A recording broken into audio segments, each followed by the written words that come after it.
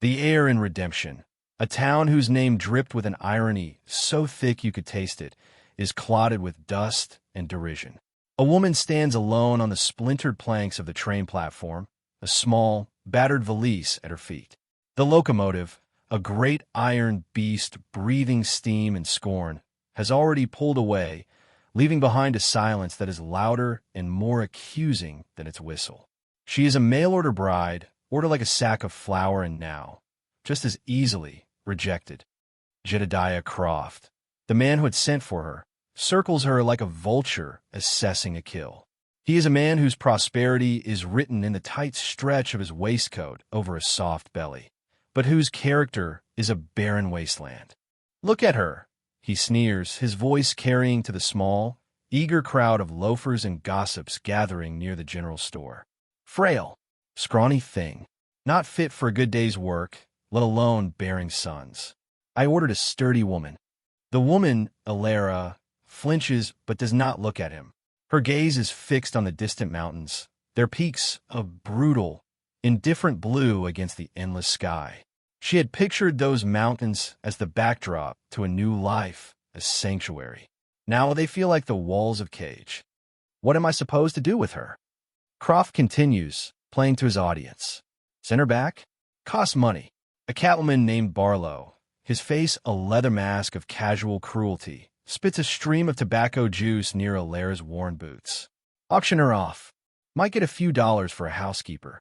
A ripple of dark humor, sharp and ugly, runs through the crowd. The idea takes root in the parched soil of their boredom. Croft's eyes gleam. It is a perfect solution, one that salvages his pride and turns his poor investment into a public spectacle at her expense. He grabs her arm, his fingers digging in her thin bicep, and pulls her toward the center of the dusty street. "All right, then," he bellows, a makeshift auctioneer of human misery. "Want my bid for this article?" "Can cook," she says. "Can clean. What's she worth to you?" Silence for a moment. Then a lowball offer, meant as a joke. $1, someone shouts, followed by laughter. Barlow tops it. "I've got 2 mules that are long in the tooth and stubborn as sin. I'll trade you for 'em. Seems a fair swap."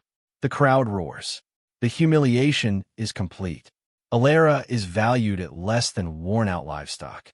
Her knees feel weak, the world tilting into a nauseating blur of leering faces and swirling dust. She closes her eyes, praying for the earth to swallow her whole. The bidding is a farce, a contest of insults. She is a ghost, a thing, a piece of unwanted baggage to be disposed of. And then a voice cuts through the jeering.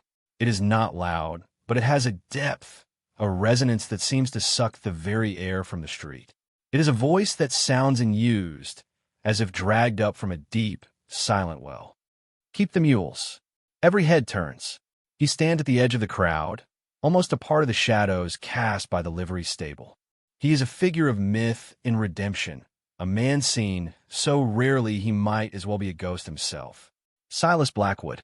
His ranch, the Blackwood Range, is a sprawling, untamed kingdom that bordered 3 counties, a place of rumor and legend. They said he was richer than a king, that his herds of cattle were numberless, that he owned the mountains themselves. They also said he was a hermit, a man hollowed out by some past tragedy, who spoke to no one. He steps forward, and the crowd parts before him as if cleaved by a blade. His eyes, the color of a winter storm, are fixed not on Croft but on Alara. He sees the tremor in her hands, the rigid set of her spine, the fierce, desperate dignity in the way she refuses to cry. He reaches into the pocket of his plain, dusty coat and pulls out a small, heavy leather pouch. He tosses it to Croft, who fumbles and catches it with a soft, clinking thud. "That's $500 in gold coin," Silas Blackwood says, his voice as quiet and final as a closing door. The discussion is over. Then, shifting his gaze to Alara, his expression unreadable, he speaks 3 more words that change everything. "You'll come with me." The ride out of Redemption was a study in silence. Silas Blackwood had procured a second horse, a gentle mare from the liveryman, who had asked no questions and accepted a gold coin with wide, disbelieving eyes. Silas had simply gestured for Alara to mount, and she had obeyed, her body moving with the numb precision of a marionette. He rode ahead, a tall, broad-shouldered silhouette against the setting sun, his posture as unyielding as the landscape they were entering.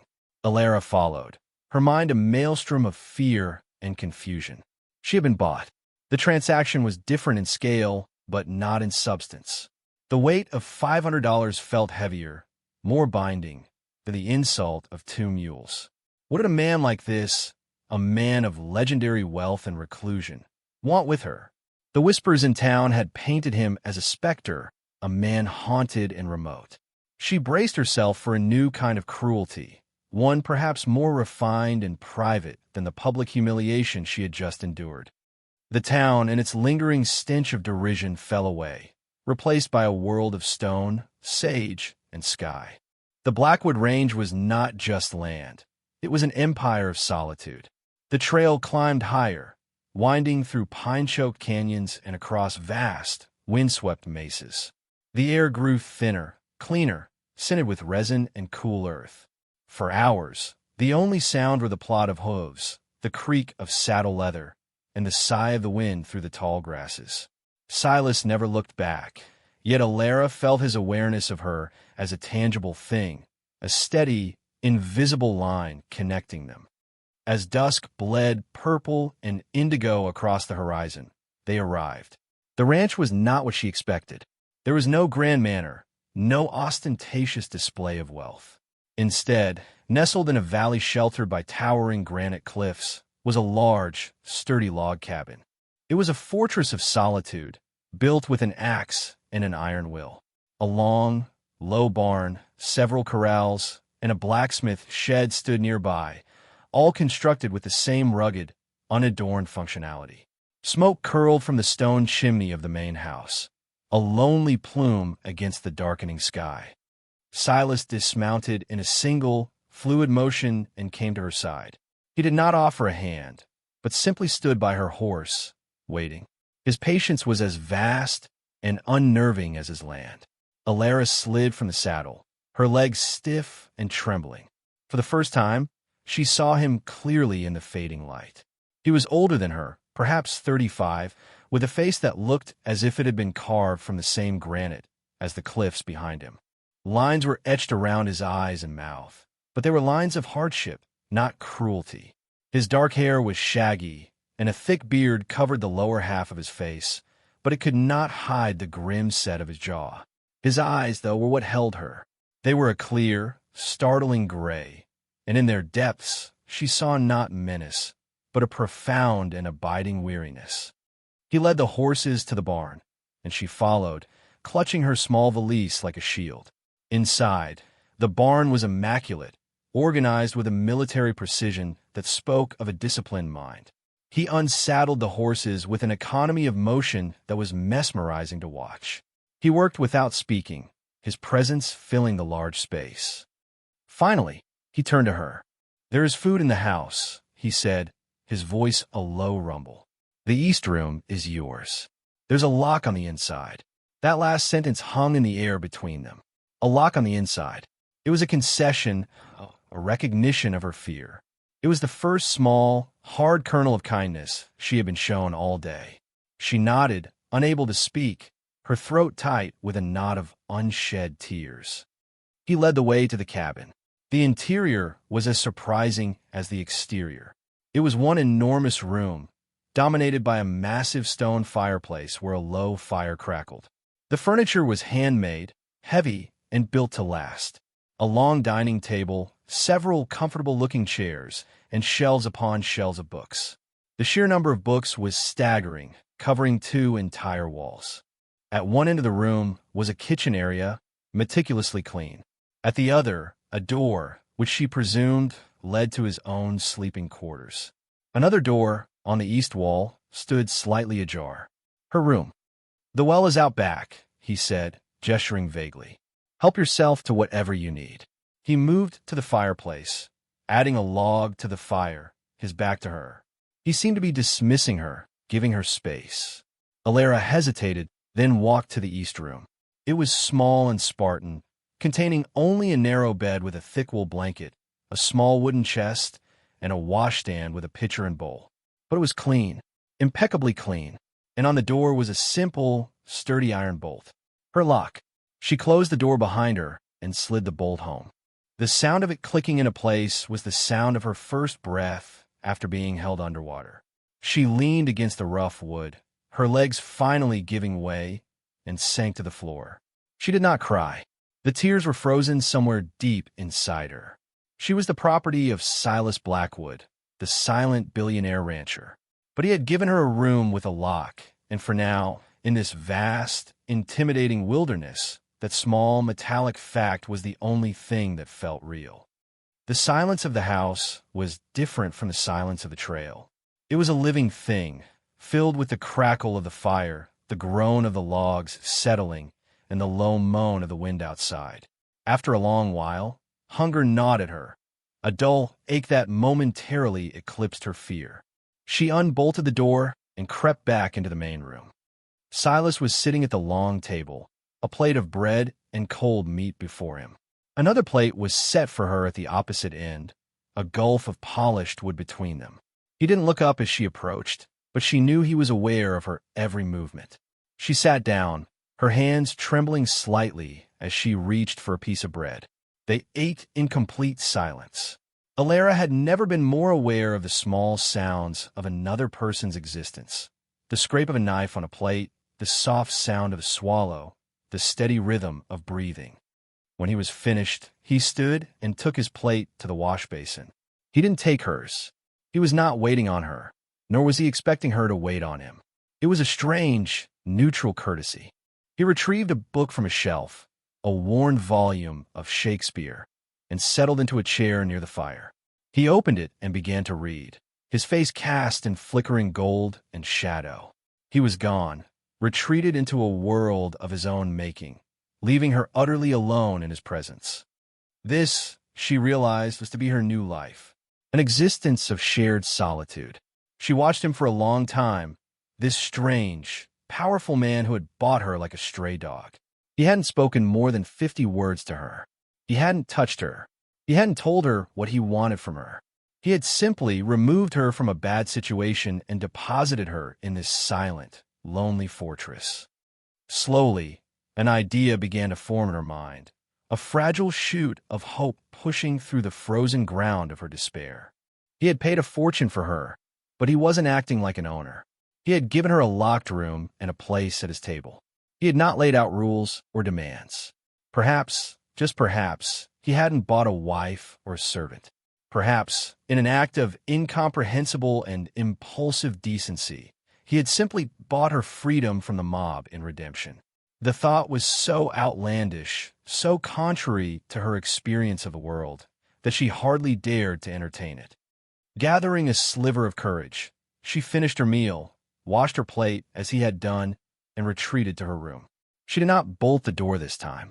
It was a small gesture, a test. She lay down on the narrow bed, fully clothed, and listened to the sounds of the house. The whisper of a page turning, the crackle of the fire, the steady, quiet breathing of the silent man in the other room. For the first time since leaving her home in the East, she did not feel like prey. She felt watched over, and in the heart of that immense, intimidating silence, she fell into a deep, dreamless sleep.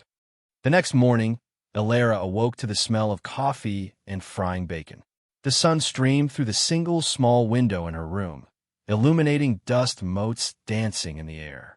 For a confused moment, she forgot where she was, the unfamiliar weight of the wool blanket a stark reminder. The auction, the ride, the silent man, it all came rushing back. She rose and smoothed her dress, her stomach clenching with apprehension. What was expected of her? Was she to be a cook, a housekeeper? She walked in the main room to find Silas already dressed, stoking the fire in the large iron stove. A pot of coffee was brewing, and a skillet of bacon sizzled. He glanced at her, a brief, unreadable assessment, then gestured with his head toward the table. "Eat," he said. It was an order, but it lacked malice. It was a statement of fact, like the sun is rising. She served herself, her movements tentative. He ate standing by the stove, drinking his coffee from tin mug. The silence was still there, but it felt different in the morning light, less oppressive. It was the comfortable silence of a man who lived within himself, who had no need for idle chatter. When he was done, he pulled on a heavy sheepskin coat. "There are chores," he said, looking at her directly for the first time that morning. His gray eyes were clear and steady. "You are not required to do them. You can stay in the house. You can read. You can leave. The trail back to redemption is easy to follow. I will give you money for a stagecoach ticket, east or west, your choice." Alara stared at him, stunned. Leave? He was offering her a way out, an escape.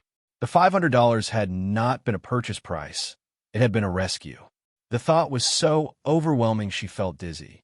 Why? The word was a mere whisper, the first one she had directed at him. He looked away, his gaze settling on the vast, rugged landscape visible through the window. "I don't abide cruelty," he said, his voice low. "What Croft and that town were doing was an offense. That is all. An offense." He had spent a fortune, intervened against an entire town, simply because their behavior had offended his private moral code. She looked at this big, quiet man, at the solitude he had wrapped around himself like a cloak, and saw a glimmer of the truth. He hadn't saved her for her sake alone. He had done it for his own, to restore some kind of balance in a world he had clearly found wanting. "Where would I go?" she asked, her voice a little stronger now. "I have nothing. No 1 inch." He gave a slight, almost imperceptible shrug. "That is your business. The offer stands. Today, tomorrow, a year from now. You are not a prisoner here, Alara." He knew her name. He had said it. The sound of it in his deep voice was strangely grounding. It made her feel real again, a person, not an article. A year from now. The words echoed in the quiet room. He was offering her not just an escape, but a sanctuary. A home, for as long as she needed one. A choice. And in that moment, Alara made one. She would not run.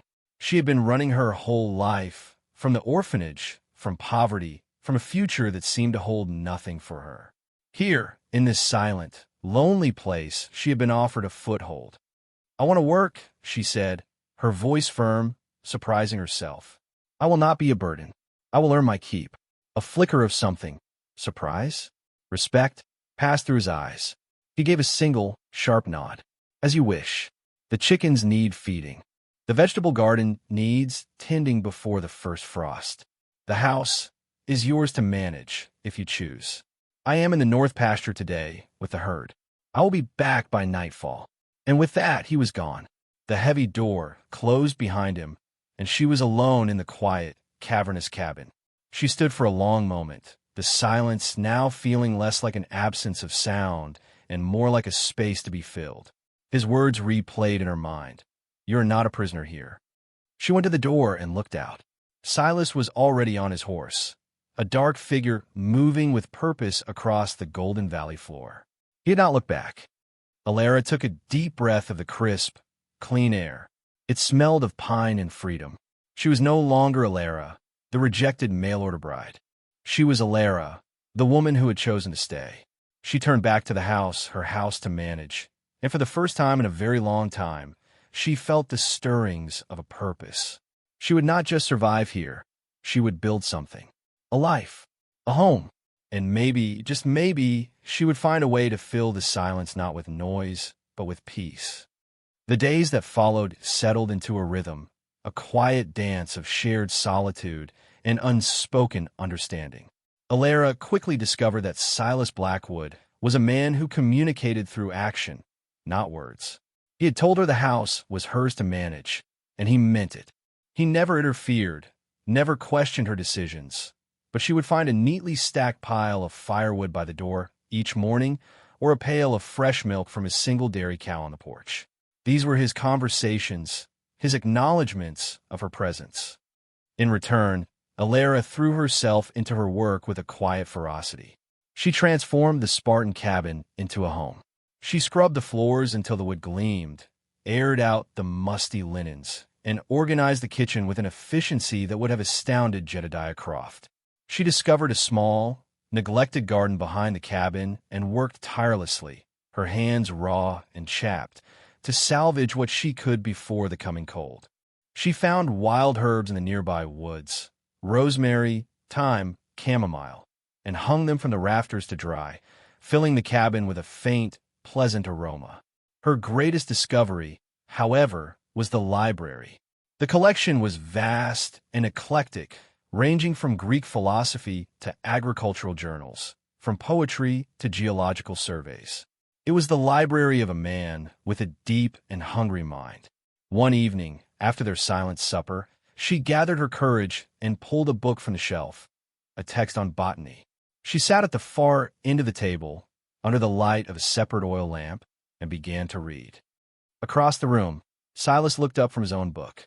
He watched her for a long moment, his expression unreadable in the flickering light. He said nothing, but he didn't return to his reading immediately. He simply observed her, a quiet stillness in his posture. Alara felt his gaze, but did not look up.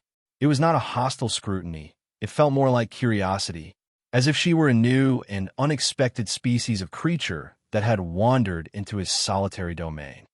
Their life was a series of these small, unspoken moments. One afternoon, while mending one of his shirts, a task she had taken upon herself, she found a small, expertly stitched patch already on the elbow. It was a woman's stitchery, fine and neat. It was a ghost in the fabric, a reminder that this house had not always been so silent. Later that week, she saw him standing by the fireplace, holding a small, silver-backed photograph frame, his thumb gently tracing its edge. He did not know she was watching. The grief radiating from him was a palpable thing, a cold draft in the warm room. She retreated silently, feeling like an intruder on sacred ground. The first real test of their fragile peace came a few weeks later. Silas announced one morning that he needed to ride into Redemption for supplies. Salt, flour, iron for the forge. "I can go," she offered immediately, wanting to spare him the journey and the inevitable stares. "No," he said, his tone flat and final. "They need to see us. Both of us." Fear, cold and familiar, coiled in her stomach. The thought of facing those jeering crowds again, of seeing Jedediah Croft, made her feel physically ill. But she saw the resolve in Silas's jaw, and she understood. This was not about supplies. This was a statement.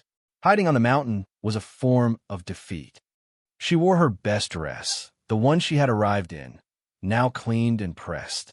She braided her hair neatly and held her head high as they rode into town, Silas a stone fortress at her side. As he had predicted, their arrival caused an immediate stir. Conversations ceased. Heads turned. Windows that had been empty suddenly held curious faces. They were a spectacle, the silent, mythical rancher and the auction bride he had bought for a fortune. They dismounted in front of the general store. As Silas tied the horses, Jedediah Croft emerged from the saloon across the street, a sneer already spreading across his soft face. He swaggered toward them, flanked by two of his cronies. Well, Croft said, his voice loud enough for the entire street to hear. "If it isn't the hermit and his $500 housekeeper. Getting your money's worth, Blackwood." Alara froze, the humiliation washing over her anew. She felt the eyes of the whole town on her, dissecting her, judging her. She wanted to shrink, to disappear. Silas didn't even look at Croft. He finished tying the knot on the hitching post, his movements deliberate and unhurried. He then turned, not to Croft, but to her. He stood between her and the sneering man, creating a physical barrier. "Alara," he said, his voice calm and low, meant only for her. "Go inside. Get the flour and the salt. 2 bags of each." It was a simple instruction, but it was laden with meaning. He was trusting her to hold herself together. He was telling her to ignore the poison being spewed at her. He was handling this. She met his gray eyes for a heartbeat, saw the unwavering stillness there, and found a reservoir of strength she didn't know she possessed.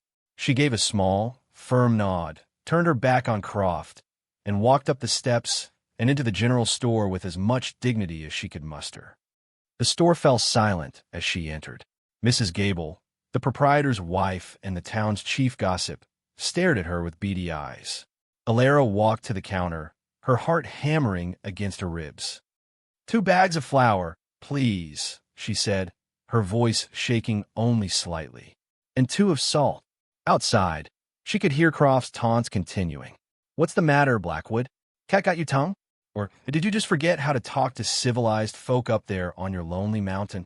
Silas's reply was so quiet it was almost lost to the wind, yet it carried an unmistakable authority. Move, Croft. Or what?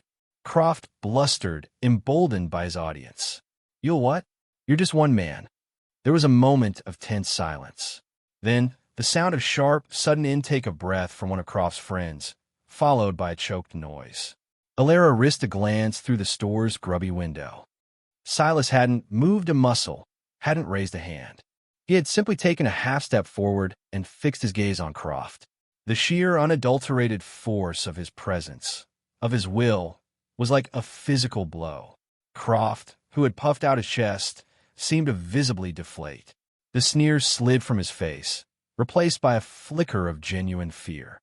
He looked into Silas Blackwood's eyes and saw something ancient and implacable, something that had no time for his petty games. Croft swallowed hard, his bravado evaporating like a puddle in the summer sun. He took a clumsy step back, then another. Just having a bit of fun, he muttered, trying to save face. He turned and retreated quickly, almost scuttling back toward the safety of the saloon. His friends followed, casting nervous glances over their shoulders at the silent man, who had won a battle without throwing a single punch. By the time Alara emerged with the storekeeper carrying her supplies, the street was calm again. The show was over. Silas loaded the bags onto a pack mule, his expression unchanged. But as he helped her mount her horse, his hand brushed hers. It was a brief, callous touch, but a current of warmth passed through her. It felt like a reassurance, a shared victory. The ride back to the mountain was as silent as the first one. But this silence was different. It was not the silence of strangers. It was the silence of allies. They had faced the town together, and they had won. When they arrived back at the cabin, the setting sun casting long shadows across the valley, it felt for the very first time like coming home. That night, when she retreated to her room, she knew that the lock on her door was no longer for her protection from him.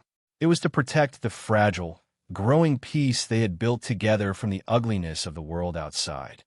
The winter descended upon the Blackwood Range not as a gentle blanket of snow, but as a siege.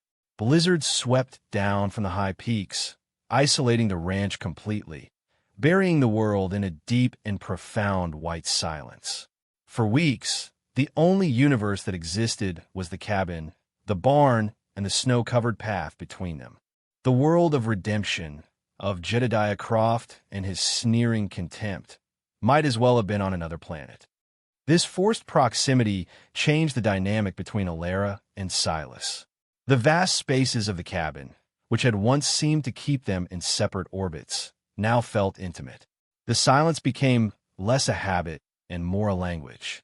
Alara learned to read his moods by the set of his shoulders as he stared into the fire, or the way he tapped his fingers on a book when his mind was troubled. He, in turn, seemed to learn the rhythm of her presence, the soft hum as she baked bread, the quiet scratch of her charcoal pencil as she began to sketch the winter landscapes in a blank ledger she'd found. One evening, a blizzard raged outside, the wind howling like a hungry wolf. A cow in the barn was having a difficult birth. Silas had been out there for hours, and Alara, her anxiety growing with each passing minute, finally bundled herself in every warm garment she possessed and battled her way through the storm to help. She found him in the dim lantern light, his coat off, his sleeves rolled up to his powerful forearms, slick with sweat despite the biting cold. The cow was distressed, and the calf was stuck. Silas was working with a grim, focused intensity, his jaw tight. "Go back to the house," he grunted, not looking at her. "It's no place for you." "I'm not leaving," she said, her voice firm. She grabbed a clean sack and began to rub the exhausted mother cow's nose, murmuring soft, soothing words. "My father kept a small farm. I've seen this before." He glanced at her then, a flash of surprise in his gray eyes. He saw not a frail, frightened girl, but a capable woman, unafraid of the messy, brutal reality of life and death. He gave a sharp nod, accepting her presence. The calf's leg is back. I can't get a purchase. They worked together for the next hour, a seamless, unspoken team. She followed his low-voiced instructions, anticipating his needs, holding the lantern steady, providing leverage, her smaller hands able to reach where his could not. Finally, with a great, heaving effort from both man and beast, the calf was born, slick and steaming in the cold air. It was alive. They stood together in the aftermath, their breath pluming in the frigid barn, the only sounds the tired grunts of the mother and the weak bleating of her newborn. Silas leaned against the support beam, his exhaustion evident. "You did well," he said, his voice rough with fatigue. It was the first direct praise he had ever given her. "We did well," she corrected softly. A small, almost imperceptible smile touched the corners of his mouth, visible even through his beard. We did. That night, back in the warmth of the cabin, something shifted. The wall of his grief, the one he kept so solidly around the memory of his past, developed a crack. As she handed him a mug of hot coffee, her fingers brushed his. He didn't pull away. "My wife, Sarah," he said suddenly, his voice low and raspy, his gaze fixed on the dancing flames in the fireplace. "She was a botanist, loved flowers, tried to make an English garden grow in this stubborn soil." He gestured vaguely toward the window, where the garden now lay buried under 3 feet of snow. The books, most of them were hers. Alara's heart ached for him. She pictured a woman's hands tending the garden, a woman's touch on the books Alara now treasured. "What happened?" she asked gently, knowing she was treading on sacred ground. "Fever took her. And our son, Thomas. He was 5 he said it plainly, without emotion, but the grief was a raw, living thing in the room. "It was 5 years ago. This house has been silent ever since. Until now." The word hung, unspoken, between them. He had brought her here, brought life and warmth and the scent of baking bread back into this house of ghosts. He had done it to stop an offense, but perhaps, unconsciously, he had also done it to break the crushing silence of his own sorrow. "I'm sorry, Silas," she whispered. He finally looked at her, his storm-gray eyes filled with a pain so profound it stole her breath. "I thought I preferred the silence," he confessed, his voice barely a whisper. "I was wrong." From that night on, the silence was no longer empty. It was filled with shared history, with unspoken empathy. The distance between their chairs at the table seemed to shrink. Conversation started, haltingly at first, then with more ease. She told him of the gray, monotonous life in the orphanage. He told her of his dream to breed a stronger, more resilient line of cattle, one that could withstand the harsh mountain winters. He discovered her talent for sketching, and one day left a new set of fine charcoal pencils on the table for her without a word. She found his son's small, carved wooden horse and polished it, placing it on the mantel next to the silver-back photograph, no longer a symbol of loss, but of memory. The isolation of the winter forged a bond between them that was stronger than any vow. They had come to rely on each other not just for survival, but for companionship. The loneliness that had been a defining feature of both their lives began to recede, replaced by a quiet, burgeoning affection that neither of them dared to name. But as the snows began to melt and the first green shoots of spring pushed through the thawing earth, a new and more dangerous threat emerged. A rider appeared on the trail one afternoon, a deputy from Redemption. He carried a legal notice. Jedediah Croft, his pride still festering from the public humiliation, had not given up. He had spent the winter stewing and plotting. He had petitioned a circuit judge, claiming that the auction was an illegal transaction and that Alara, as an unmarried woman who had arrived under contract to him, was essentially his runaway, indentured servant. He was demanding her return, by force of law if necessary. The notice stated that Sheriff Brody and the judge himself would be riding out to the Blackwood Ranch in 1 week to adjudicate the matter.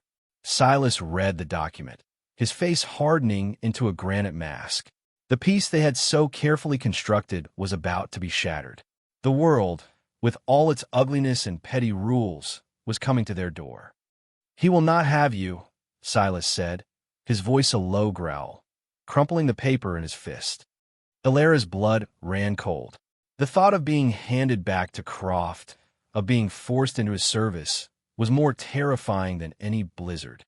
This ranch, this quiet life with this silent, decent man, had become her entire world. The fear she felt was no longer just for herself. It was the fear of losing him, of being torn from the one place she had ever felt safe. "What will we do?" she asked, her voice trembling. Silas looked at her, and for the first time, she saw not just protectiveness in his eyes, but a fierce, possessive fire. He was no longer just a rescuer. He was her partner, and he was not a man who surrendered his territory. "We will not wait for them to come to us," he said, his decision swift and absolute.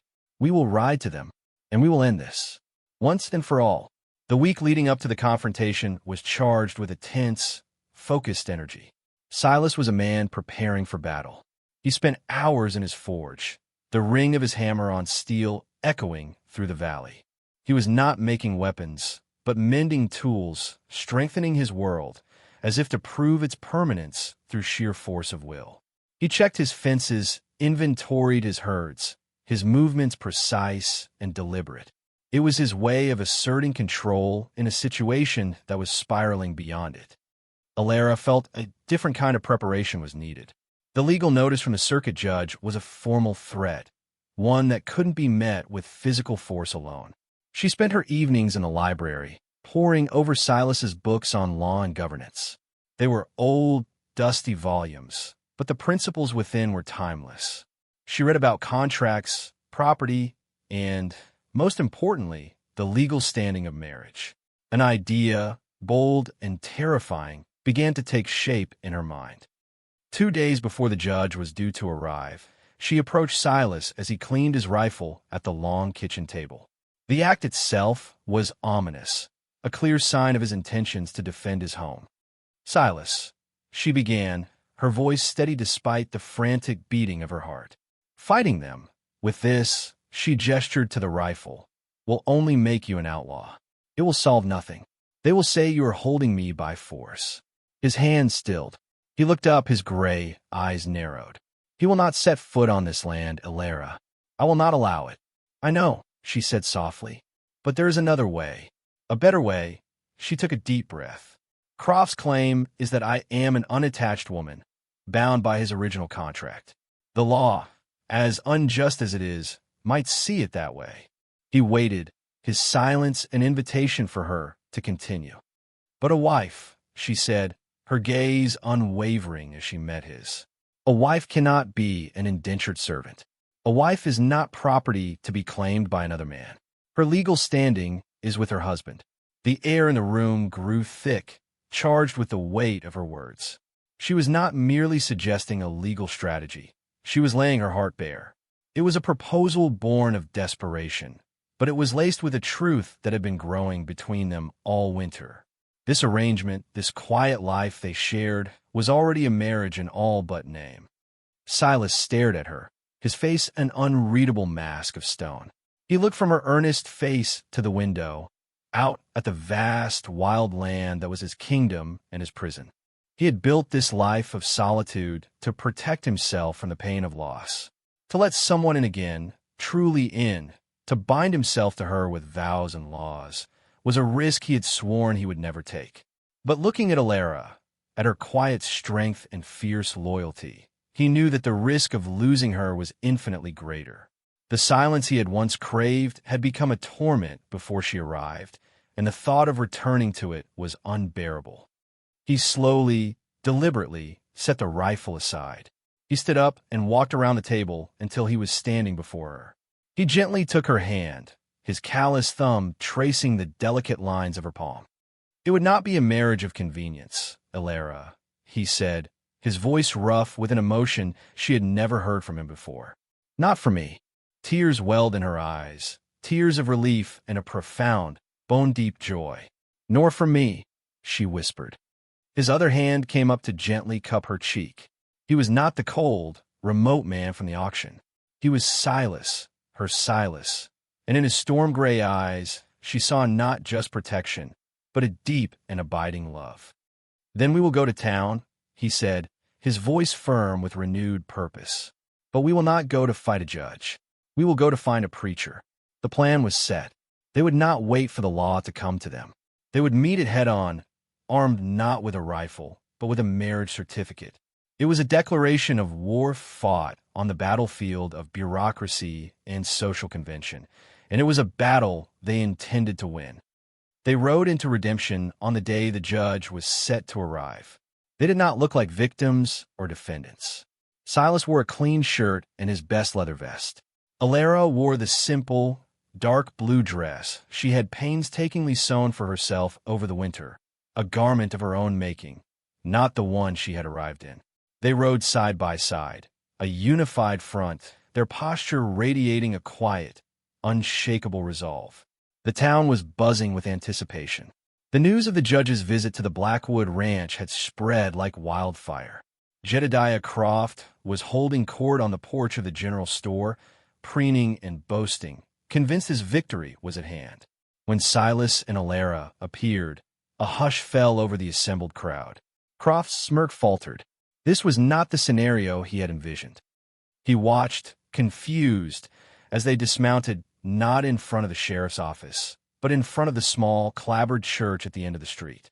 The Reverend Michael, a kind, elderly man with gentle eyes, met them at the door, having been summoned by a rider Silas had sent the day before.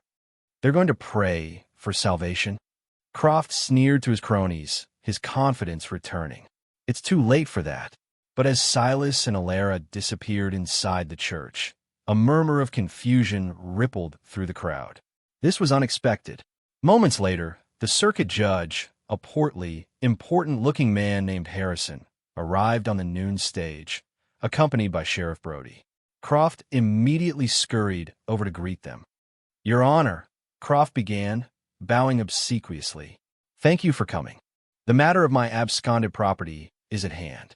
She is in the church with the man who is illegally harboring her." Judge Harrison, a man who valued order and procedure above all else, looked from Croft's eager face to the quiet church. "Sheriff, kindly fetch the parties involved. We will conclude this matter here and now." Sheriff Brody, a man caught between the town's most powerful landowner and its wealthiest, most intimidating recluse, sighed and headed toward the church. But before he could reach the steps, the church doors opened. Silas and Alara emerged, blinking in the bright sunlight. They were not walking separately. Alara's arm was linked through Silas's, and on the third finger of her left hand, a simple, hammered gold band gleamed. The Reverend Michael followed them out, holding a Bible and a freshly signed document. He smiled gently at the assembled, baffled crowd. Silas and Alara walked directly toward the judge, their steps measured and confident. They stopped before him, a silent, formidable pair. Croft pushed forward, his face turning a blotchy red. "Your Honor, this is the man, Blackwood, and that is the woman, Alara. I demand you order her return to my custody as per my petition." Judge Harrison looked down his nose at Croft, then at the couple before him. He was a man of the law, and something here was not adding up. "Mr. Blackwood," he said, his voice stern, "you stand accused of unlawfully retaining this woman, who is under contract to Mr. Croft." Silas did not speak. He simply looked at Alara, a silent communication passing between them. It was her moment. She was no longer the silent, terrified girl on the auction block. She was Mrs. Blackwood. She stepped forward slightly, her voice clear and steady, carrying across the silent street. "Your Honor, my name is Alara Blackwood. I am not under contract to anyone. I am a married woman." She held up her left hand. The simple gold band seemed to catch all the light of the sun. It was an irrefutable fact, a symbol of a bond that the law, even as wielded by Croft, had to respect. Croft gasped, his face a mask of apoplectic fury. "A trick. It's a sham. They did this just now to thwart the law." The Reverend Michael stepped forward, his gentle demeanor a stark contrast to Croft's outrage. "Your Honor, I have just had the profound pleasure of uniting this man and woman in holy matrimony. I can assure you, it is no sham. The license is in order, the vows were sincere, and before God and myself as a witness, they are husband and wife." He handed the signed marriage certificate to the judge. Judge Harrison took the document and examined it closely. He looked at Silas's stony, resolute face. He looked at Alara's quiet, unyielding dignity. He looked at the marriage certificate, legally binding and properly witnessed. Then he looked at Jedediah Croft's sputtering, entitled rage. A long, tense silence stretched. The entire town of Redemption held its breath. Finally, the judge folded the certificate and handed it back to Silas. He turned his cold, official gaze upon Croft. "Mr. Croft," he declared, his voice booming with judicial finality, "this woman is, by law, Mrs. Alara Blackwood. She is not your property. She is not your servant. She is another man's wife. Your petition is baseless and is hereby dismissed.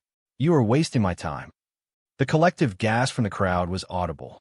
Croft stood, his mouth opening and closing like a fish on a dock, utterly defeated.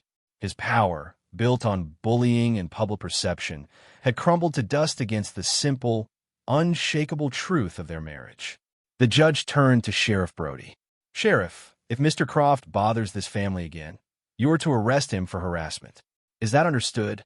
"Yes, Your Honor," Brody said, a flicker of grudging respect for Silas in his eyes. The confrontation was over. Silas and Alara had not just won. They had triumphed. They had taken Croft's weapon, the law, and turned it against him. They had faced the town that had scorned her and forced it to recognize her not as an object, but as a wife, as a woman of standing. Silas met Alara's eyes, and a slow, genuine smile spread across his face, lighting up his stern features. She smiled back, her heart so full it felt like it might burst. Without a word, he took her hand, and they turned their backs on the stunned town, on the humiliated Jedediah Croft, and on the past. They mounted their horses and began the ride home, not to a fortress of solitude, but to a shared life, legally and lovingly forged in the crucible of defiance. The silence on the journey back to the Blackwood Range was the most peaceful, contented sound Alara had ever known. They ride back to the Blackwood Range, the dust of redemption settling behind them like a bad memory. The landscape, once a symbol of Silas's intimidating solitude, now feels like a shared kingdom, a vast, protective embrace. The silence that accompanies them is no longer a void to be endured, but a comfortable blanket woven from mutual respect and a victory hard won. When the cabin comes into view, nestled in its valley, it is not just a structure of logs and stone. It is the heart of their world, a home they defended and claimed as their own. Silas dismounts and comes to her side. This time he does not wait. He reaches up, his strong hands spanning her waist, and lifts her down from the saddle as if she weighs nothing at all. He doesn't let go immediately. For a long moment, they simply stand there, his hands on her waist, her hands resting on his shoulders, the space between them charged with all the things they have overcome.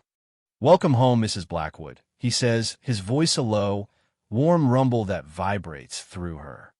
A soft, genuine laugh escapes her lips. "It is good to be home, Mr. Blackwood." He swings her up into his arms, an act of such unexpected and tender strength that it takes her breath away. He carries her across the threshold, his steps sure and steady.